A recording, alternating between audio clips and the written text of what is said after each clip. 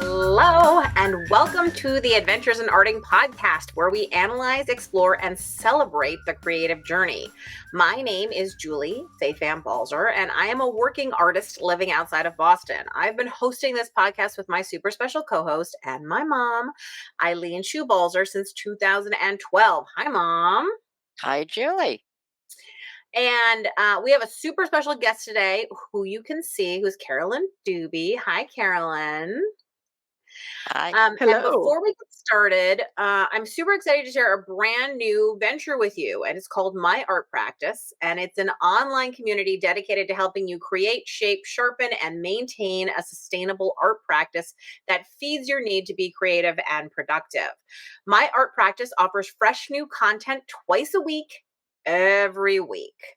That's right. Every Monday and Thursday, new content is released to the online classroom.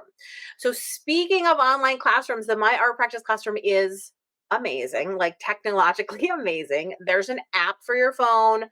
There are message boards.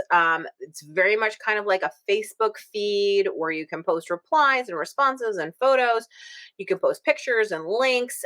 Anyway, it's a lot like social media without all the nastiness, is what I keep saying. And it's all about art. So it's an art community. And in fact, the Instagram account that I've created to go along with it is called My Art Practice Community, community being the key. So I want to tell you more about it, and we are going to do a whole podcast about it next week.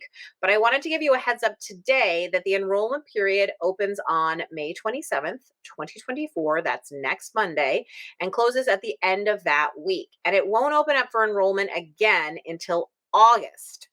So you definitely don't want to miss out. So I have specifically designed My Art Practice to offer content to both beginner and advanced artists. It's for hobbyists and professionals.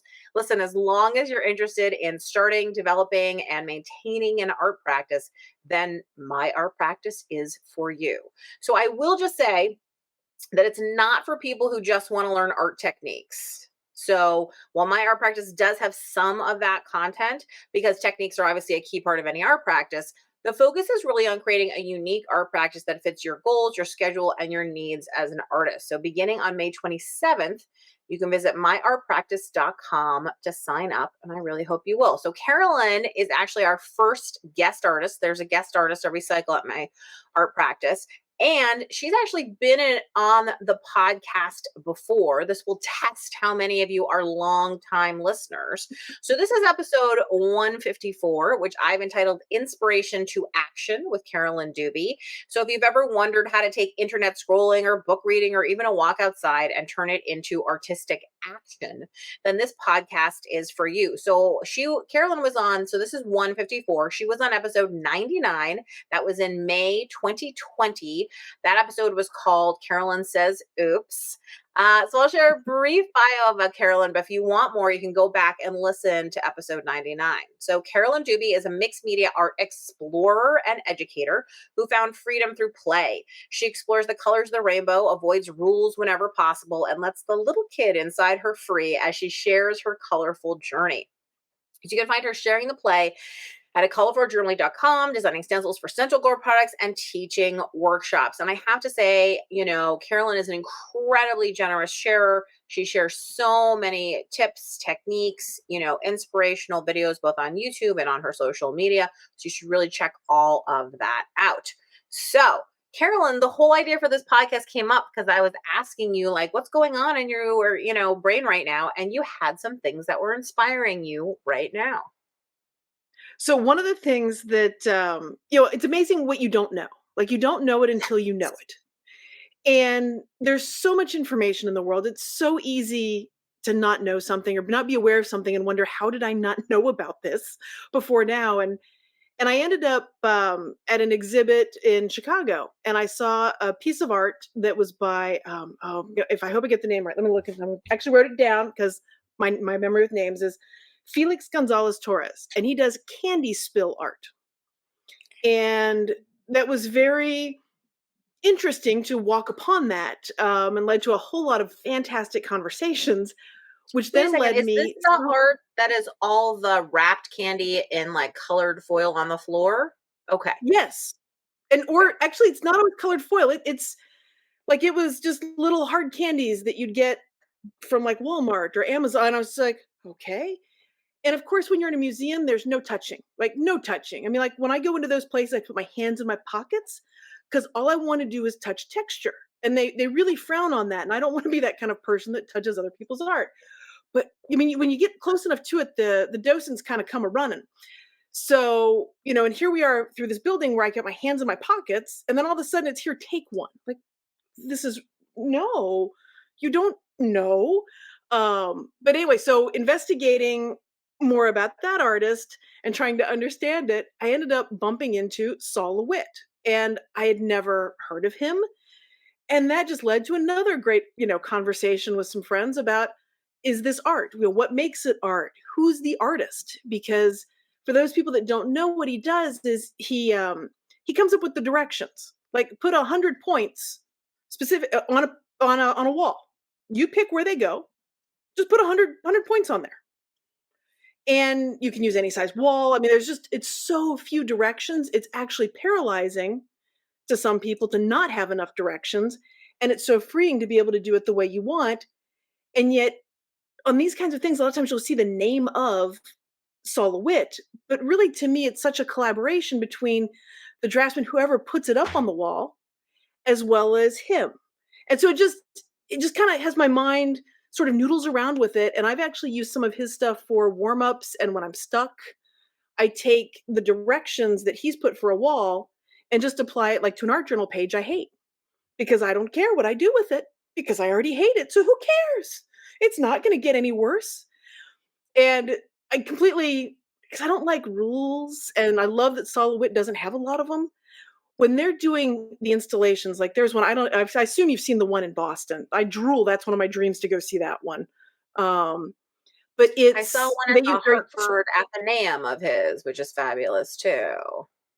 oh, I mean, so you've seen them in person. So I've only seen one of his walls in person, and it's just, it's just, I'm taken aback by it when I see him. Every time I see that one at that museum. But, and I didn't know he had done that until I actually read the plaque on the wall. I'm like, oh, like so many things just kind of lined up once I became aware of it. Kind of like once you buy a car, you start seeing that car everywhere on the road. And Yes. that's how it kind of went with Saul LeWitt. And so anyway, I've just had fun playing around with some of those things. But the draftsman always use very straight lines. Like they're very precise in what they're doing. And that's so not what I do. I applaud precision. It's just not my thing. And so when I'm doing the lines, I just freehand them because I don't like using rulers. It's a me thing. And who cares? We can make whatever rules we want to play by.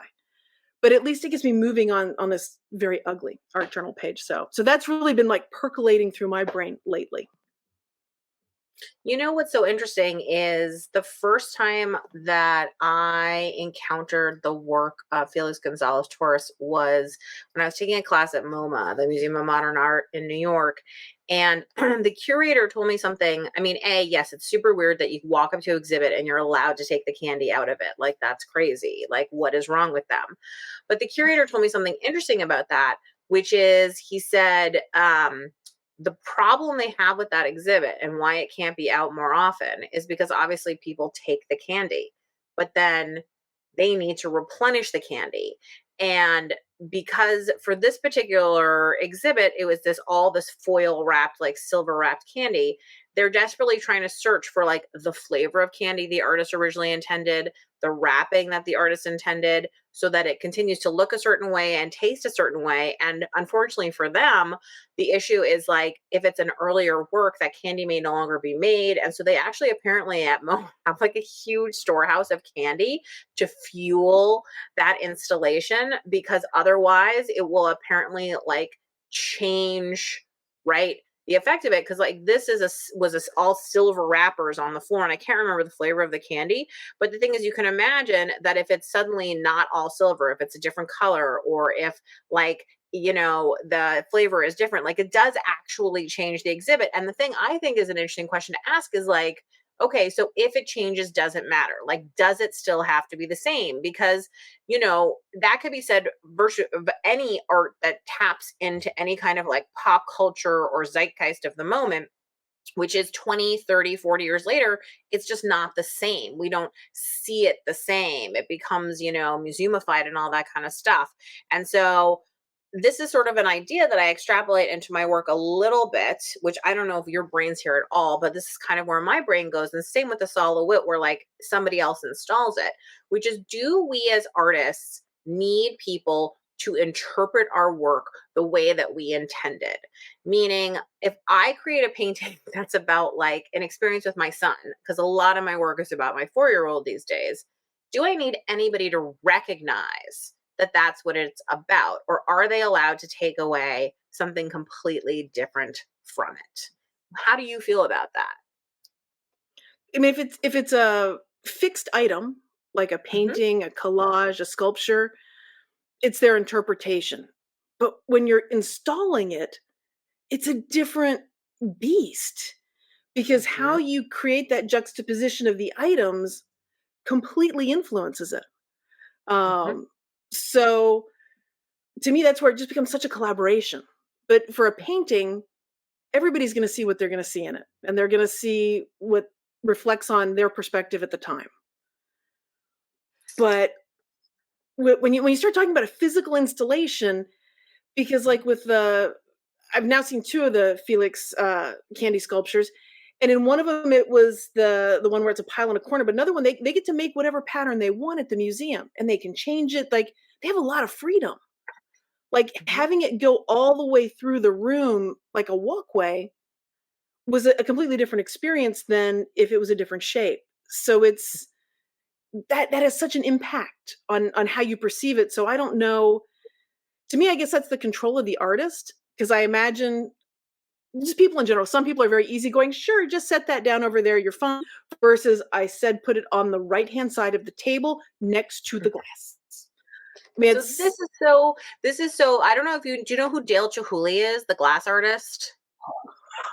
yes, Yes, very famous love his glass stuff. artist, right? Probably the only glass artist I could actually name. So I have heard that when you want to buy a Chihuly piece, his team has to come to your house to see the location where you want to put it.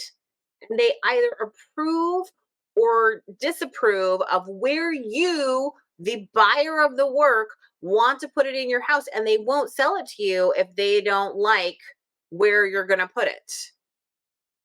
Wow. Wow. Wow. Okay. That's Wow. crazy, right? I mean, I don't know. Maybe it's not crazy. To me, that seems like that's like the opposite of saying, like, hey, here's the basic idea. Now you interpret it. I'm saying I am so rigid, you can't even decide where to put this. Like, if you'd asked me this pre-kids, I probably would have been a bit more controlling about things. But post-kids, it's like, hey, good enough. Like, we're good. Like, I can't control. Like, there's only so much I can control. This is not worth me spending the time to control it. So you've bought it, it's yours. Thanks.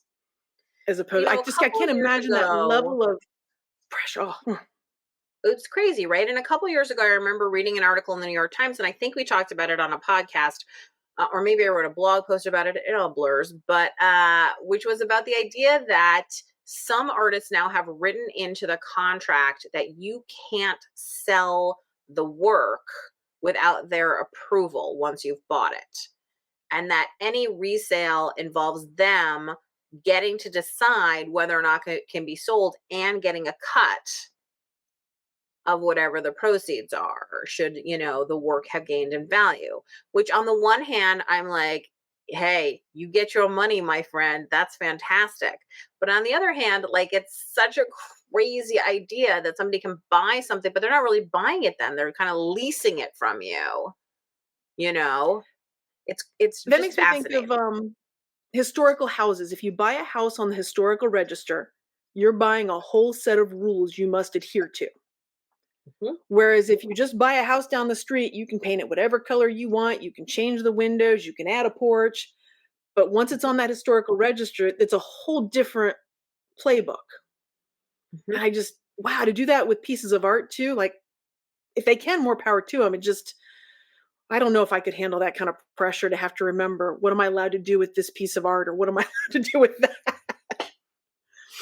Right, it doesn't feel like, I mean, I guess it gets down to like the reason why you buy art. Like I know that I am buying art because either like I like the artist, it's either somebody I follow, I want to have like a piece of them somehow in my house, I feel connected to them, or I come across the art somewhere and it just speaks to me personally and like I want to have it. I know that other people buy art for different reasons. Maybe it's because you need something the size of your sofa, or you're buying it as an investment, or, you know, whatever it is. But for me, like, I just can't imagine that you would be so controlled or so controlling about how your art goes. Maybe I just don't have the privilege of being able to be that controlling. Uh, but yeah, it seems like a lot. And I just don't like being told what to do. Like in general, I don't like it. My family knows very well I don't like it. So to have something I purchased to say, now you must do it this way, it would just, I'd bristle every time I saw it. And that said, Right? I also don't have $100,000 pieces of art in my house. So I'm probably in a Exactly. different target audience than people that I was gonna have say I'm in a these. different tax bracket. Not that I could you know, that I could afford a Felix Gonzalez Torres or a solo whip piece either. But yeah, I mean, the first time I ever found out that when you buy installation art, you basically buy a manila folder of paper with instructions. That's it. That's what you're buying. When you buy a piece of installation art, you, the purchaser, receive, congratulations, your manila folder. You may install this, you know? And I still remember there's a piece, I think it's at MoMA, that said it's something like a single bullet hole 18 feet high or something like that is what it's called. And the installation instructions are that you can either shoot a gun at a wall at this height, and that's the art piece, you know, and then there is the bullet hole at that height, or you write the text, a single bullet hole, blah, blah, blah, on the wall. Like those are the choices. Either one is fine with the artist. That's the art. Wow. Silence. I yeah, I just Choose and your own if adventure. yeah, yeah, that's not how I like to do things, but if that works for other people, more power to them. More power to them. Well, you know, just to loop back to what we were talking about earlier, when you were saying like it feels so collaborative to be able to like display the candy any way you want or connect the loops any way you want or whatever it is, I all do think that playing a little bit of thinking about like curators, that for them curating an exhibit is a sort of that kind of level of deciding, like deciding to put the Picasso next to the Pollock because they're having a conversation and they change how you see each of them. Do you know what I mean? It's a way of taking something that is kind of dead. Like, do you know what I mean? It exists. It is what it is. It's in a frame you're not going to remove it from. It's a size and a format that you're not going to change. But can you, in the way that you install it, sort of change it? Is an interesting, intriguing question. Mom and I just went to Art and Bloom, which is this annual thing that they have here in Boston, where they have them in a lot of places. You might have one near you where they put they pair flowers with artwork, and the flowers are meant to like interpret the artwork, and then you get to see how they have a conversation with each other, and it does make you see the artwork differently, you know? It's not quite the same as being able to reconfigure the artwork, but it is a different way of thinking about it, you know? Those exhibits are amazing, and the florists, oh, I just drool at their skills. I mean, wow. It's yeah, you're right. It is. It's a different way of seeing it, and it's an Mhm, interpretation. It doesn't change the art. It's just showing you mhm, somebody else's using their medium, how they mhm, see it, mhm, which is really inspiring to just notice what colors they pull out of it or which ones they don't. Like which ones really jump at me in a painting, but the florist didn't use them. mhm, Like to them, it just wasn't an important color, but to me, it was. And so it makes you mhm. wonder how, why, and just sort of gets a conversation in your head going. It's true. Or the things that people choose without even thinking about it, you know, that they just their first look at it was, oh, I'm looking at the shapes. And so they interpret it in shapes. And somebody else is like, oh, I don't do shapes, I do emotion. And somebody else says, because that's about the way you think, which I actually have a question that I was going to ask later, but I will ask now because it seems appropriate, which is, I've been thinking a lot about, I've always said that making art is about showing the world kind of what you see, right? But somebody recently said to me that they think that art is about showing the world how you think. And I've been like, oh, I think they're right. And I think I'm wrong. But I don't know. Maybe it's both. I don't know. What do you think?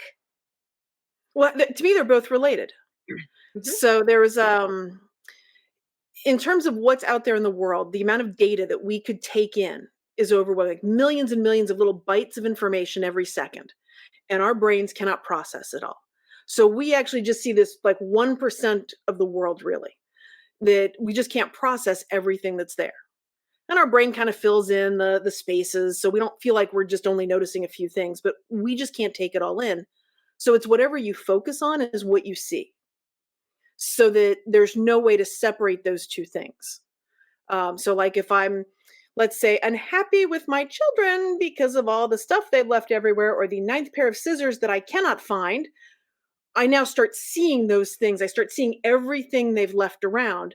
But if I step back, I go, 20 minutes ago, I didn't see that or care about it. But all of a sudden now, ooh, I care. It's because it's the way I'm thinking influences what I see. So to me, they're almost two ways of saying the same thing, because they're just completely related to each other. And the rose-colored glasses, if you're looking for the positive, you will always find it. And if you are looking for the negative, you will always find it. Like, all of this stuff is there. It's just what we focus on. Mhm. And so when I'm really in love with a color, I see that color everywhere. And then when I sort of get tired of that color for a little while, I start seeing other colors that just stand out and pop to me. But it's more about what I'm thinking, but the seeing is what feeds the thinking. So I guess I don't know how you could separate the two.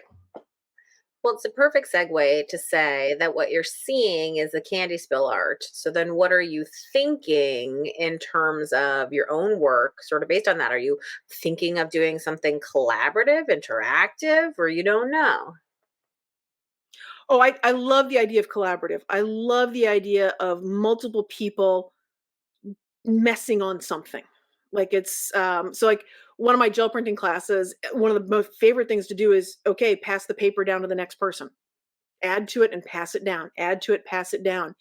And that really is uncomfortable for some people, because they don't want to do anything to anybody else's stuff, but it's how do you create that space where it's safe? You can put whatever on here, and whatever comes down the line, you got to work with. So, like, for me, if there's brown in it, I'm like, oh, that's not my favorite color. But yet, how do you work around that? So there's a lot of improv to it. It's a lot of what if thinking and dealing with the oops in it. But I love that collaboration. It's just a lot of fun to see where it takes you. It's always interesting. It's different, and it's very unpredictable. I think that Have you ever collaboration done can be really collaboration stuff? scary. I mean, I have a couple of times, and like I find there are two things which probably say a lot about me, and maybe I need to see a therapist about that. But I often find that it gets a little bit competitive,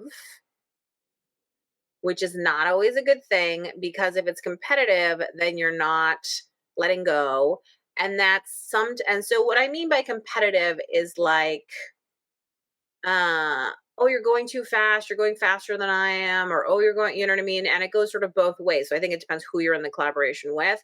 Or, oh, mine is no good and yours is so good, or oh, I don't like this and yours looks so much better, or oh, this is, I'm not good at that. I don't know. There's something about that brings out comparison, and comparison is really tough. And so the question is always like, in a collaboration, I think people have to feel like equals. Everybody has to feel valued, and you have to feel sort of good about what you're doing, or I think it's a real struggle not to look left and to look right and to think like, am I doing this right? Am I doing enough? Am I like, it's that thing you said, which I think is, I don't want to mess up somebody else's thing. or if you do something really great, are you concerned that somebody else is going to mess up your really great thing? I don't know. I once taught a quilting class that has become legend in my mind. I was It was, gonna get to that. yeah, it was maybe one of the first classes that I ever taught. And as part of it, I was trying to get people to understand that, like, we all have a natural tendency to gravitate towards certain things over and over and over. And what happens is that leads to a certain kind of boringness. Like, you tend to grab patterns of the same size, you tend to grab the same kinds of colors.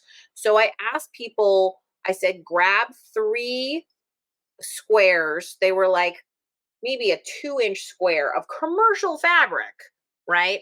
And I said, okay, now you're going to, and we did like various kinds of swaps. People got so upset and angry about having to give their fabric to other people and then get fabric that they didn't like. I had no idea it was going to be like that. It was eye-opening. And I will say that at the end, people were like, oh my God, you were right. Like, I never would have picked this ugly fabric, but like, it really made the other stuff look a lot better. It set it off differently. It changed it. So like, they got it, but it was like a traumatic experience. I mean, this is probably 20 years ago almost. And I remember it because it was so terrible. Well, There's but also what the you art did though, did art with Mhm. Natalie, and you mailed it back and forth, and each I of did do you that.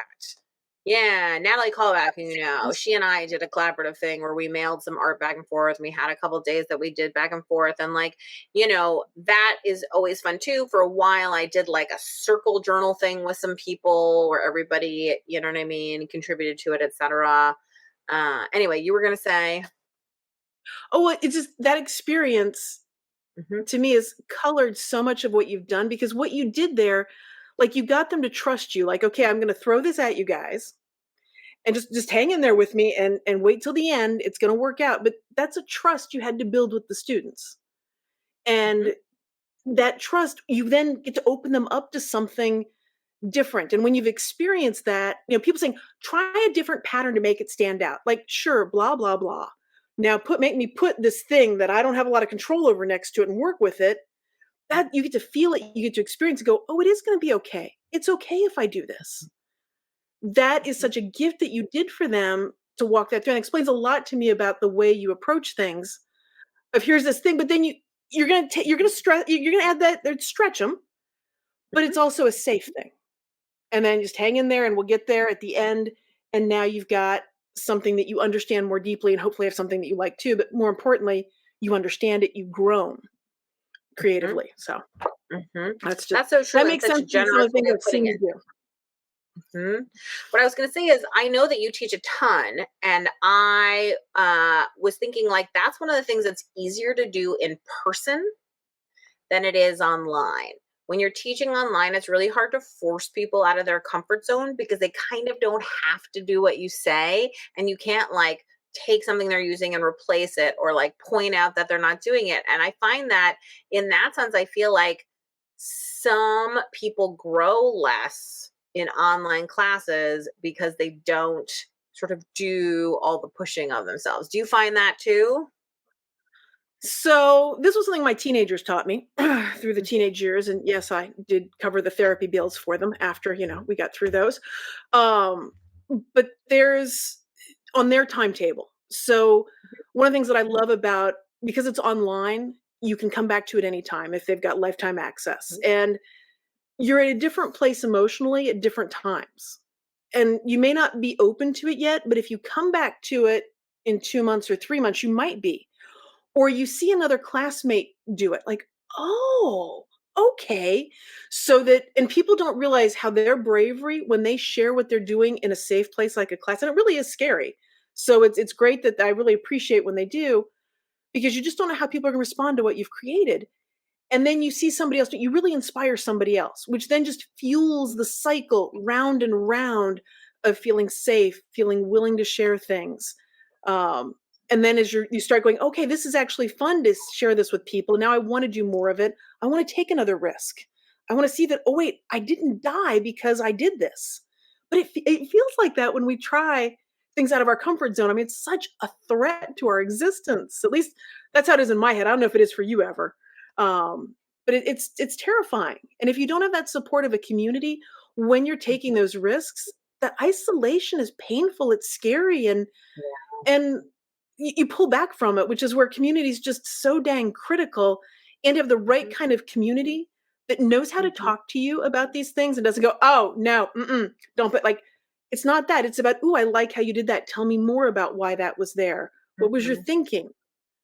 That's mhm, just critical for the development, almost the safety of developing, and mhm. as dangerous as the online world can be, to have these classes where it's curated, it's only people that are interested in the same thing, it's so critical for that creative development. Otherwise, you're just kind of Mhm. stuck on your own, fumbling through and not really being able to connect or see things in a different way. So, but Well, this the seeing things a different way, and the whole thing that you were saying too about like sharing your work because it inspires other people, like that goes back to the end of like why do you make art? Like why why do you not like make the art and then burn it? Why do you like actually share it or show it or do any of that?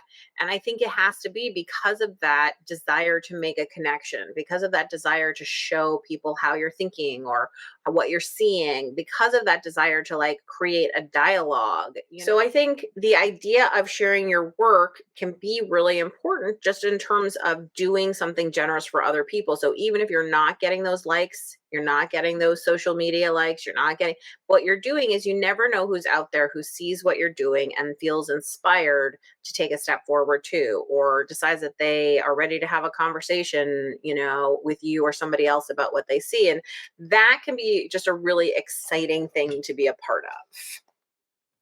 Carolyn, are you a I completely agree. sketcher? Are you a Nope. sketcher at all? Do you sketch? Do you do any kind Nope. of like warm up exercises or prep? Like what's your preparation for making?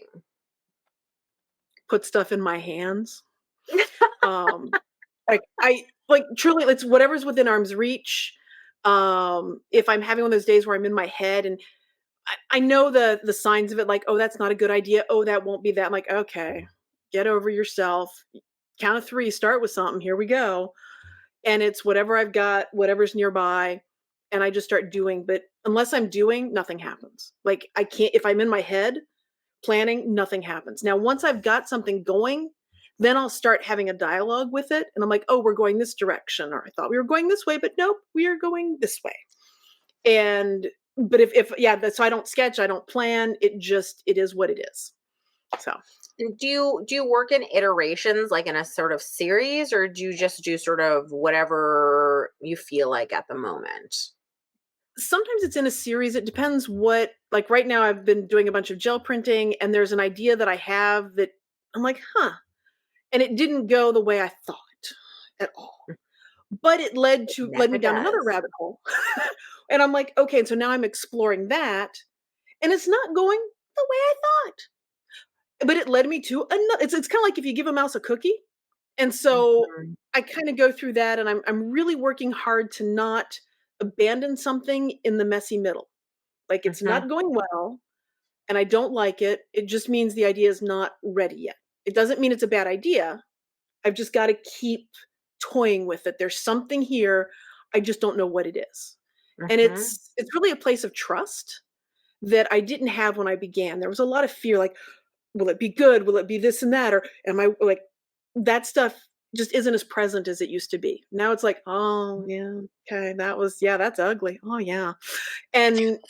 And I move, it's like, okay, like great, we can put some more layers on that sucker. We can fully cover that up. Mhm, mhm. Or two colors. I'm like, these should look good together. And oh no, no. Um, so it's stuff like that where it'll just happen and it stinks in the moment, but it's also kind of exciting at the same time because it's like this rush of, well, that didn't work. What can I do? And so I don't know. That's a long answer to an easy question. So It's not an easy question, and I think like, okay, did you ever see the movie Ever After with Drew Barrymore? yes. Okay, so for anybody who hasn't, it's basically Cinderella, but one of the big differences is she basically rescues herself, right? And that was the whole thing that I took away from it, which is at the end of the movie, Prince Charming's racing to rescue her, and she rescues herself. And I was thinking that it was I think it came out at a time that I was very impressionable about it. I believe, probably in college. I want to say, or something like that. But just, I liked this idea very much of rescuing myself. And I think that through making art, really bad, really terrible art, lots of it over and over, like, that I've gained this confidence that I can rescue myself. And that has been so empowering, because I think at the end of the day, like, the idea that you don't have to wait for Prince Charming or an art teacher or the right answer or any of that, that you have the ability to save yourself from the art disaster or whatever's happening, is such an exciting idea. Art school Mhm. isn't going to rescue you. Mhm. Mhm. Mhm. It's so hard because I think that, um, you know, there's always this thought that so many of us have of like, well, if I could just do this, then it would be fine. If I could just do that, then it would be fine. If I were just like this, then it would be fine. But it's like that kind of thinking, I think, can be really detrimental, because then you're not focused on what you do have and what you can achieve, right? So I think the exciting thing is that what I see in so many people, so many artists that I follow online or I see in real life, is how, like, really diligent practice, they rescue themselves. They figure it out. They learn how to do it. And I see the opposite is true too, with people who sort of don't, just come at it whenever they will and don't really think about it and just kind of do whatever, that they're maybe having fun, which is awesome. And I'm so happy for that. But they're not getting better. And if they're happy and they don't care about it, then that's fantastic. That's where they are at. Do you know what I mean? But that improvement comes from being sort of conscious of whatever it is that's going on, so that you can learn how to rescue yourself. Yeah, I completely agree. Like there's a lot of freedom in knowing that you don't have to wait for the magical supply to come in, because Mhm. it's really not about the perfect supply. Right. As much as companies would love us to believe that, if it meets your needs, then use it. Like, Yeah. and I you mentioned art school, Mhm. and I've worked with so many students that are like, I can put these together. I'm like, why Mhm. not? And it's, Mhm. well, in art school, you don't use pastels with watercolors. I'm like, oh, Mhm. I didn't know that was a crime. I didn't know that from the penal code. Okay. Um, they're so rigid about it. But Mhm. if you enjoy the supply, I mean, so I will admit that, I would love to work with all the finest. Like, sure, yeah, and but that puts too much pressure on me. I'm like, do you Mhm. remember? Like, did you ever buy like the really expensive paint and not use it because it was Oh the really yeah. expensive paint? Oh yeah. I was like, I wasn't ready for it. I couldn't handle the pressure of a back then $8. So it tells you how long ago it was. It was an $8 tube of paint. Um, and I think I still may even have one of them, because I'm like, oh, they just dry up. They don't last forever. But Yeah. it's all that pressure of the if the supply gives you pressure, don't use it. I don't care what anybody says. Use what works for you. Use what you like. And some people love craft paints and they love the 50-cent tubes. And if you love it, go for it. And You I know just what? suddenly touched on an artwork, which is one of these formerly expensive tubes of paint, and you put it in a frame. Maybe you know, pour some resin in or something to preserve it, or not, and then you think of a name and you put it on the wall. So I have to tell you, yeah, I took this class with my friend Natalie Callback at MoMA, where we used oil paints, and she and I both agreed that cleaning oil paint brushes was one of the, like, seven circles of hell. Like, it was one of the it's a terrible experience. I never want to do it. I absolutely hate it. So she's a genius, because she just decided to glue in the paintbrushes that she had used to her artwork to make them part of the artwork. And she said to the teacher, I'm done and I don't have to clean up. that's that's brilliant, because I Right? agree. The cleaning of brushes new. Right. So it just reminds me of if you're talking about gluing the paint tube into it and petrifying it, that was a way that she was like, I'm not going to wash this paintbrush. It's just forever up there now as a beautiful paintbrush. So I just thought that was a genius way of dealing with it's problem solving, which is so much of what I think art is. So just to bring us back very quickly to the main topic here of sort of about like getting from inspiration into action. And I know you said like you don't sketch, you don't sort of, you just sort of go straight into making. So how do you find that filters through? Like are you a person who's like thinking in the shower and all of a sudden you're like, I'm going to try to mix this with this? Or is it more like it comes to you while you're making? Like, how does it go from that like wiggly idea into something tangible? So going back to the thing of control, if I try and Yeah. control it, I got nothing. I mean, nothing. If I want to be inspired, man, that is a recipe to just go, oh. And I mean, I'm just nothing, blank, utter, just pointless. I mean, I can walk through a museum going, I want to be inspired, and I will see nothing. But if I just let go and say, let me just be in the moment, let me be here and see what pops up, something pops up. And it has to filter through, percolate through, and do whatever it does in my head, and it'll pop out in a way that works for me. So, like, I saw this wonderful exhibit, Borschgrave, I think is her name. These were dresses that were made out of paper, full size, like gowns of incredible looks. And from a distance, they look like fabric. And up close, I'm like, wow. And I did not come home and start making paper dolls. I did not build clothing out of paper, but I started folding paper differently from some of the stuff I'd seen how she just did some of the folds. I was never gonna come home and whip out what she did. I don't have that kind of arrogance. Like, no, she's a master of that. But I took something from it that just kind of percolates through and I just started folding things. So for me, it's small things that come through. It's not usually this big wow thing. It's just this little spark. And then from there, when my hands are in it, it just sort of I let it go. Kind of like if you take your kid for a walk in a big open field and just let them guide you. If I try and tell my creative side where to go, it pretty much gives me a single finger response. And it's like, we're not going to do it. But if I let go, it will just meander me where it wants to go. And eventually things happen.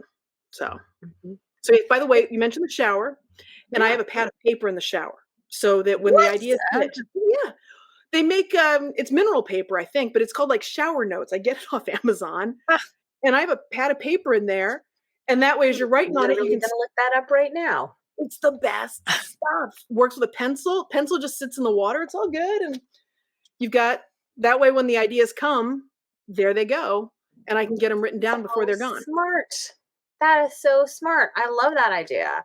Because I think like the other thing I was going to say is I don't know if it's conscious or not, but the way that you're talking about getting from inspiration to action is so ethical, which is to say, like, I'm not going home after looking and taking pictures of a Da Vinci and making a Da Vinci at home, even if I could, right? What I'm doing, it's not a one-to-one situation. What you're doing is you're filtering it through yourself and seeing like what's interesting to you about it, what's exciting to you about it, what's, feels fresh to you about it. And then you're finding your own way sort of into it. And I think like that is a thing that people miss sometimes for me about inspiration, which is that it's meant to sort of go through, the coffee filter that is you and become something else. Oh, I'd love to say that I completely planned that out and I wanted to be an ethical person, but no, it's really that I'd get frustrated as all could be if I try and do something with an end result in mind. I just get so agitated because what's in here does not match what comes out of the hands. So I'm just frustrated. So that's why I do not do that very often because again, it just leads to agitation, which I don't find recreational or fun. And that's why I play with the art supplies. So it defeats the purpose. So, So but I'd love to say I planned it.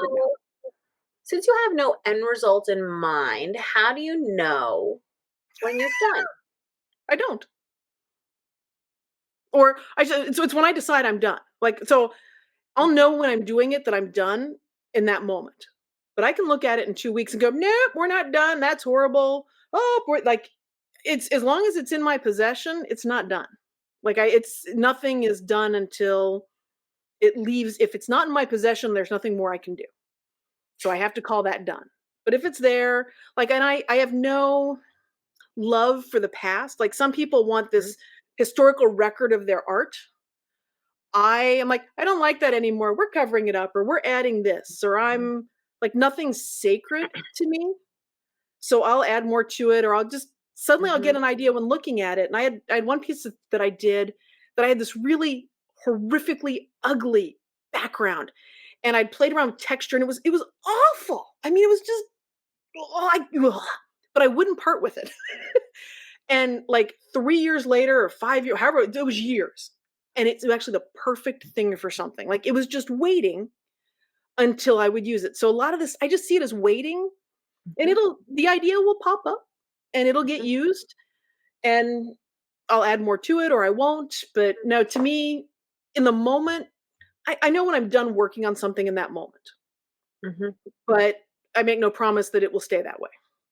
Mhm.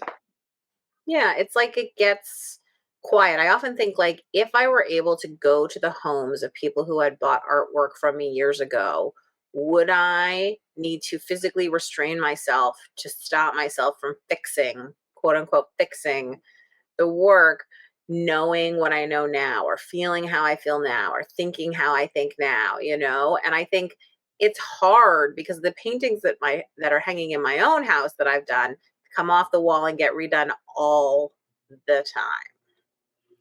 I I do that when I go back and look at old blog posts. I'm like, oh, how like should I delete this one? Can I ditch that YouTube video? Like, oh, but I heard a quote from, I think it was Adam Grant, that if you look back at what you were doing 5 or 10 years ago and you don't cringe, you haven't changed or grown. So Mm, I should be looking back and cringing, because I hope after 5 or 10 years I'm different. I've grown. I've become more aware of who I am, and have more awareness than I did then. So that's what I tell myself to feel better about some of that stuff. I just kind of go, nobody look that up. Nobody look that up, please. yeah. It's so true. And it goes also back to that Ira Glass quote that everybody always refers to, where he says, like, when you start doing something, the reason that you hate it is because you have better taste than skills, right? So you can tell it's not up to your taste, but you can't figure out how to bridge the gap between your taste and your skills. And so many people give up because they're like, oh, I just stink at this. But it's like, no, you have good taste and poor skills, and you can grow your skills, right? And I think like that's so important. But it's also part of the reason that like I tell people you have to be aware of your taste, because how do you know where you're going if you don't know what your taste is, right? Like if you don't know whether you like bright colors or muted colors, if you don't know whether you like busy or calm, if you're not consciously thinking about whether you like, you know, representational, or whether you just want to know that you can do representational, like do you actually buy representational art? Like I had a conversation with my husband. So I was away for the weekend teaching, and his uncle came over and was seeing the house for the first time, and he came up to my studio here, and I have like three pieces that are sort of in various stages up, and my husband doesn't come up here very often. And so he said to me, oh, the one I like the most is this one, and it's a representational piece that has like a big flower on it. And I was like, oh, you always like representational art? And he said to me, you do too. And I was like, what? And then he pointed out that hanging on our walls, almost all the art that I have bought from other artists is representational. I haven't, in fact, I didn't have a single piece hanging in the house that wasn't made by me that was abstract. And my brain exploded. And that was this weekend. So that was like just a couple days ago. I can't unsee it. And it has made me question my whole life. But anyway, that's about knowing your taste, which apparently I didn't. But I'm learning to understand it. And I think it's so fascinating. Well, but okay, so I'll throw a devil's advocate here, Yeah. because if you I like to put art on my wall that I don't make. Because Oh. if it's the same thing that I make, then I could just make it and put it up there. But I love the diversity, the variety. I like having something that isn't me up there. Hmm. So I don't know if that plays into it at all. I like the way you think, Carolyn. Now maybe the weight is shifting back. How exciting is this? Maybe I do know my taste. I don't know. I'm gonna have to think about this one. This is a longer. I'm gonna have to lay on a couch somewhere and think about this out loud. Like when I go and look at when I go to art fairs, because I love to go to art fairs, because they're like, Mhm. I love stained glass. I'm never gonna make stained glass. I want to support an artist who makes it, and I want to just love that light coming through those colors. I know that I'm drawn to texture. I know that I'm drawn to color. And if you put that in there, I love it. And I want to bring that in. But if it's something that I've created, it's too familiar to me. I know too much of the story about it. Whereas if it's somebody else's, I just look at the piece that it is. And if it talks to me, I get to take it home and enjoy it. But my own stuff, there's baggage. So with theirs, there isn't. So I know what I'm looking for. Like, you've got to have texture, you've got to have color, you've got those. And any of the booths when I'm at an art fair that look like something I might make, I just walk on by. I don't even go in them because it's too familiar to me. I want to go to the ones that are different. And that's the Mm, stuff that comes home with me. So, food for thought. that is a very, very good point. Okay, Mom, you've been very quiet. Is there anything that you'd like to add to the conversation? Well, I was just thinking when you started about this whole issue of artist control, and I feel like it's changed over the years because I don't think artists used to think that they could control the art once you acquired it. That's a whole thing of modern life, uh, legal contracts, you know, trademarks, copyrights, all that stuff. Do you think Van Gogh would care now? And he might, that you can see Starry Night in a puzzle, you can see it on a mouse pad, you can see it on calendars. Do you know what I mean? Printed on fabric.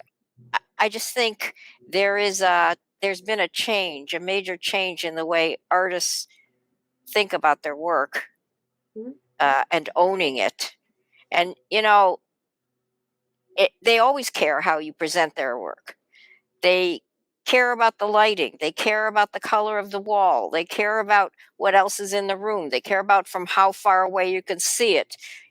When I buy art, I mean, had a lovely friend who died a few years ago who is an artist, and I bought 3 of his paintings, one of which was quite large, and he has always hated the lighting in the place I put it, and he would lobby for me to change it every time, because I think every artist has a certain way that they envision their art is going to be shown, but some people have enough power that you can't buy their work if you don't satisfy their wishes. But I think that's a fairly modern, recent situation. Uh, and for a certain class of artists who is in high demand by high rollers and control access to their artwork. Um, but I think artists always care about control. But it isn't just painting. Um, Composers, they care about how their music sounds, where it's played, what the concert hall acoustics are. Uh, Everybody who's an artist has certain No, ways that they want to be presented. What is that noise? I It's don't not know me. what that noise is. But Is that once you the said, lawn mowing?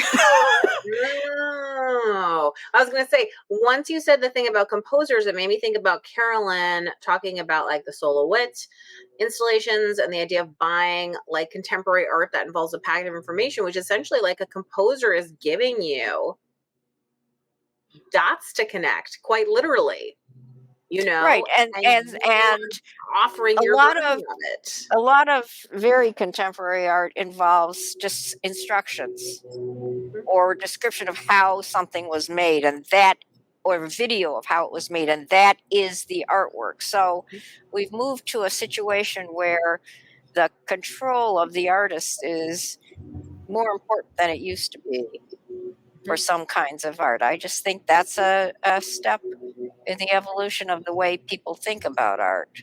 And it requires you to wrap your head around how is the artist thinking about this, and I'm thinking about you, the audience, and the buyer. So in a way, it's collaborative in the sense that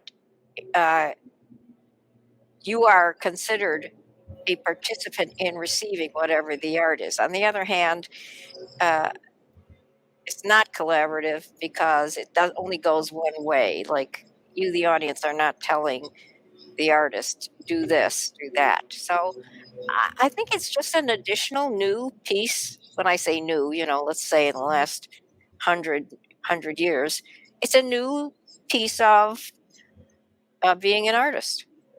Although to a certain extent, you have to say, like, any art that was ever under commission was collaborative, because, like, the church was telling you what to paint, and they were telling you the size it needed to be to fit the altar, and they were telling you, do you know what I mean, what they wanted. And, like, if you've ever had a patron, they were telling you what they were expecting, and they were so, like, it's in some ways, do you know what I mean? It's just it's a freelance version of a system that's existed for a very, very long time. And a lot of that is because you needed to make a living.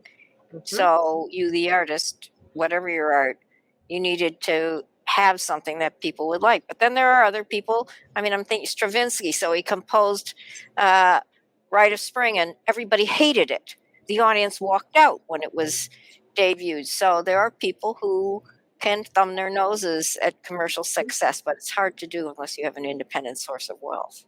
It is. That is a conversation for another day. Would be a fascinating conversation. It would be. I'll put it on the list, the long podcast list. So I just want to say, like, obviously Carolyn's process is different from mine, and my process might be different than yours, and, like, that's part of the point. Like, you just need to find what works for you. So I would say, like, I take an idea to, like, a tangible piece of artwork. I would say perhaps in a more I do like to do a bit of planning. I do like to do a bit of sketching and thinking about it. I do like to do, like, some studies and some smaller things. It seems really boring and pedantic now that I think about it. But, like, I feel like I need a good mix of sort of making and thinking. Perhaps it's just that I am a very reflective person, or an overthinker. Two sides of the same coin. And I think, like, that's totally okay too, right? And that's the whole point, which is everybody gets to have their own process that works for them. The key is to sort of understand how you think, how your brain works, all that kind of stuff. So this is a good time to remind you to visit myartpractice.com on Monday, May 27th, and sign up, because you will get to develop your own art practice. Carolyn has an absolutely wonderful lesson that is part of that, where she's talking about her OOPS series and walking you through it and making you feel relaxed and welcome, and so many other things that are important. So ask yourself if what you're doing today is getting you closer to where you want to be tomorrow. Let My Art Practice help you reach your art goals. That's myartpractice.com. The sign-up period begins on Monday, May 27th, and it runs for just one little week. So, Carolyn, any last thoughts while we wrap up here? No, I guess it's just a lot of fun exchanging ideas, and I love that you and I do things differently, because that makes it interesting. And some of the things you've said are going to percolate through my brain and probably pop out in the play. And I just love being able to. So thank you for letting me have this conversation with you both. I always find you so inspiring. And if people want to hunt you down and copy everything that you do and be inspired by you, in other words, if you're looking for stalkers, yes, where can your stalkers find you, Carolyn? I'm at acolorfuljourney.com. And from there, you can find me on YouTube, on Instagram. Those are really I think I'm on Pinterest. Yeah, it's around in the world. If they just Google Carolyn Dube. I'm not the nurse. Okay, just so you know, not the nurse. I'm the art one. There's also a Julia Balzer who's a nurse. Huh. I know. There's a nurse version of all of us. Okay, so if you want to connect, you can find me at juliebalzer.com. Again, I'm not the nurse, or all over social media as at Balzer Designs. Please sign up for the free weekly newsletter. That's the best way to make sure you keep up on the latest news. There's a big button on the home page of juliebalzer.com where you can do that, or you can go to the show page for this podcast to find the link. And if you'd like to help the show, you can leave a review. You can mention us on social media. You can tell your friend. You can send a letter through the mail to somebody about it. But all of those things help other people find the show, which helps us grow. So thank you so much for listening and subscribing. We'll see you the next time on the Adventures in Arting podcast.